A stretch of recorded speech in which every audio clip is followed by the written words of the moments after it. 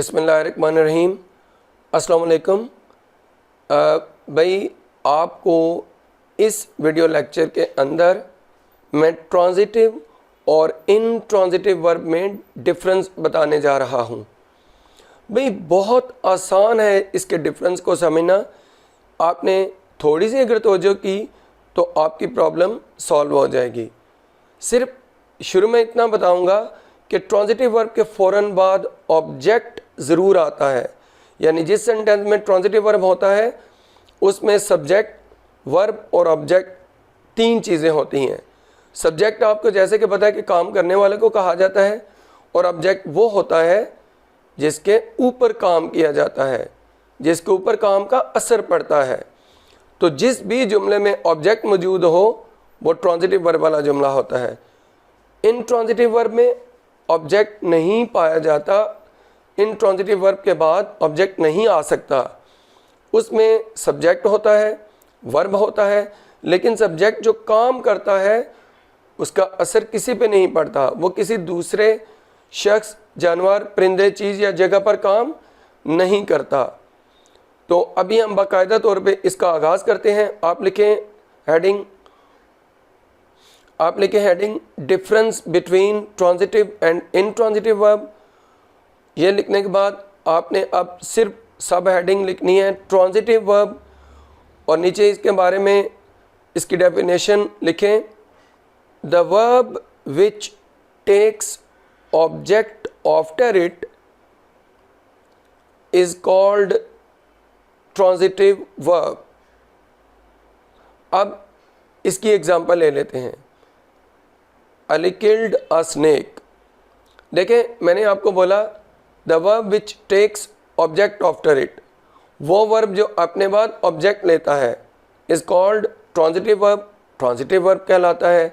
नीचे एग्जांपल क्या है, अली किल्ड अ स्नेक। मैंने अभी बोला था कि ट्रांजिटिव वर्ब वो होता है जिसमें तीन चीज़ें पाई जाएं कम से कम। क्या? अली सब्जेक्ट, ये काम कर रहा है। किल्ड, मारा अली ने। किसको मारा? स्नेक को।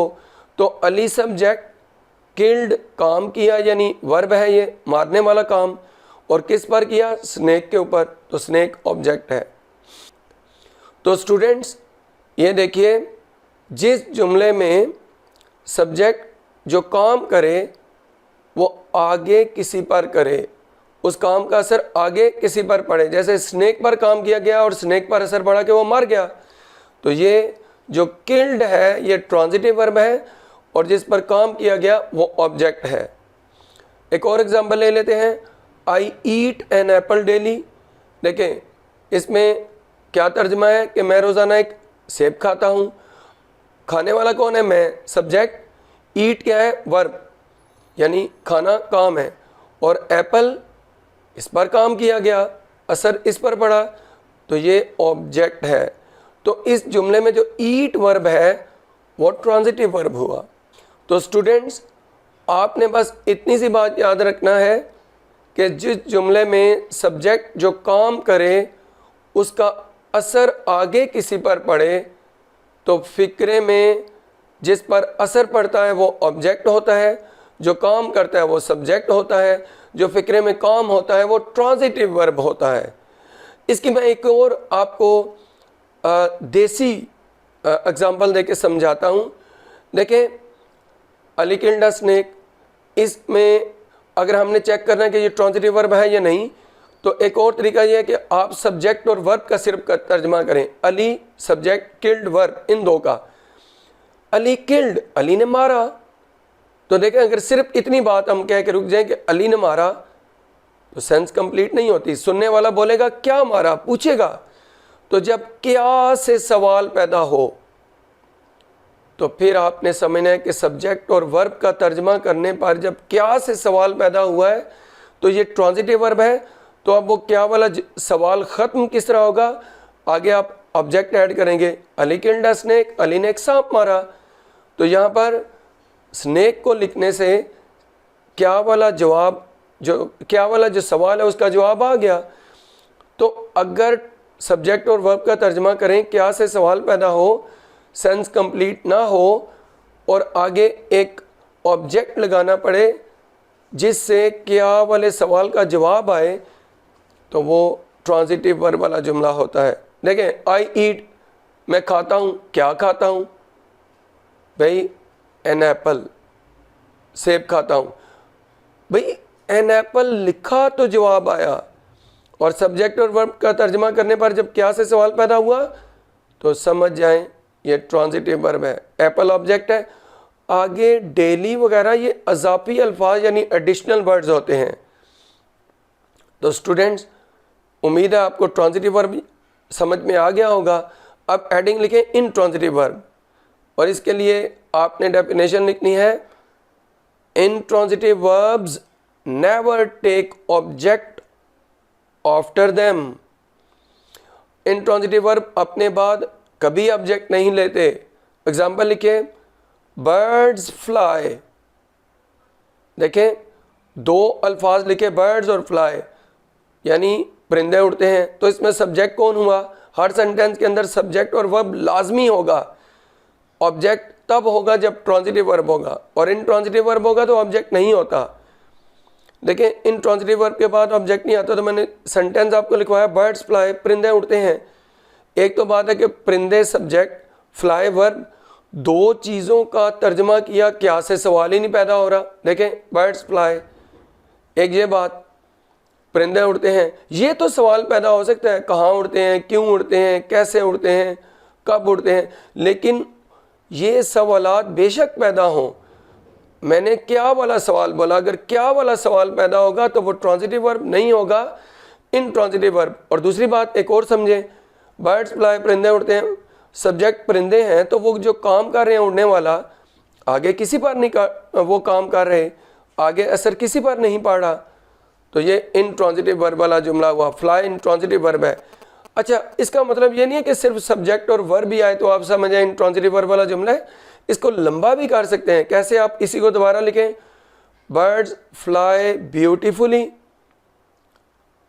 देखें, परिंदे खूबसूरती से उड़ते हैं, तो ब्यूटीफुली क्या है? ये एडिशनल वर्ड है। मज़ीद लंबा कर लेते हैं, birds fly beautifully in the air in the garden near my house. परिंदे मेरे घर के करीब वाले बाग में बड़ी खूबसूरती से हवा में उड़ते हैं। तो देखें, जितना भी लंबा किया, आगे beautifully in the air in the garden near my house, ये सारे एडिशनल वर्ड्स हैं, अजाफी अल्फाज हैं, ये ऑब्जेक्ट नहीं है।